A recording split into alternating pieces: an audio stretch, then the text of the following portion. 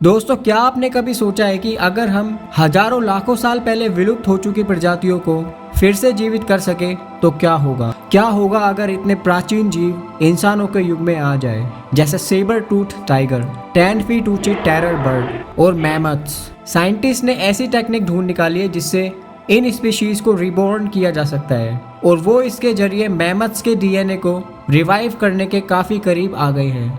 आइए दोस्तों, जानते हैं आज की इस वीडियो में साइंटिस्ट इस दुनिया बदल देने वाले काम को कर पाने में कैसे सफल हो पाए हैं और समझते हैं इसे मैमथ्स के एग्जाम्पल से।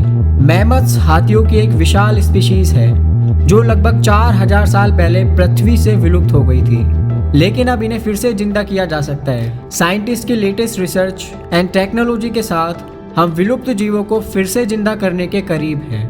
मैमथ, जो एक समय पृथ्वी के बर्फीले क्षेत्रों में रहते थे, climate change, human hunting and habitat fragmentation जैसी समस्याओं के चलते विलुप्त हो गए, पर साइंटिस्ट इन्हें वापस लाने के लिए तेजी से काम कर रहे हैं ताकि हम इन प्राचीन जीवों को फिर से देख सके।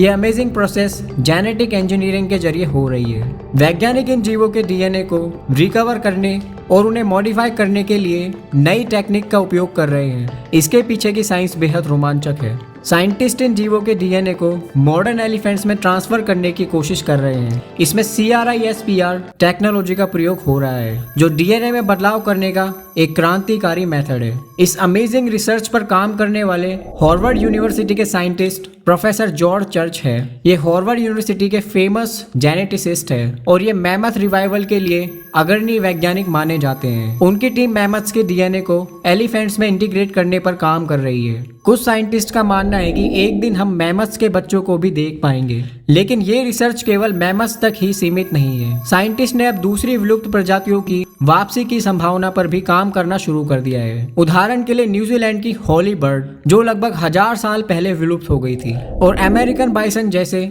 आदि जीवों के डीएनए को रिवाइव करने का काम किया जा रहा है। लेकिन क्या ये करना सही है?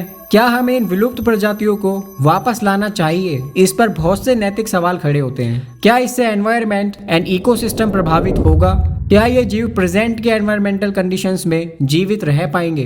कुछ साइंटिस्ट का मानना है कि यदि हम इन प्रजातियों को वापस लाते हैं तो ये इकोसिस्टम को एक नया संतुलन दे सकते हैं, जबकि कुछ का कहना है कि यह अननेचुरल होगा और इससे नई समस्याएं पैदा हो सकती है। दोस्तों, इस पर आपका क्या मानना है? क्या विलुप्त जीवों को वापस लाना हमारे लिए बेनिफिशियल होगा या नुकसानदेह?